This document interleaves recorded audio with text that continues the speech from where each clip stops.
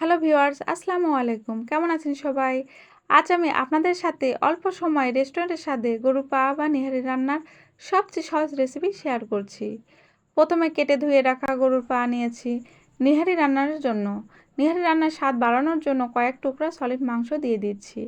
এবার দিয়ে দিচ্ছি পেঁয়াজ, রসুন, গোটা কাঁচামরিচ, গরম মশলা দিয়ে দিচ্ছি পেঁয়াজ রসুন বাটা, আদা জিরা বাটা, মরিচ গুঁড়া, হলুদ গুঁড়া, স্বাদ মতো লবণ, 1 চামচ ধনে গুঁড়া ও সামান্য তেল দিয়ে দিচ্ছি।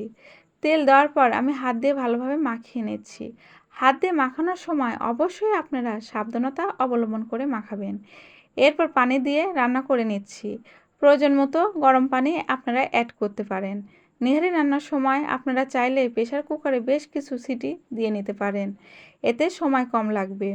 এরপর ফ্রাই প্যানে তেল দিয়ে পেঁয়াজ, রসুন ও শুকনো মরিচ ভেজে নিচ্ছি। বাগার দিয়ে দিচ্ছি গরু নেহারি রান্নায়।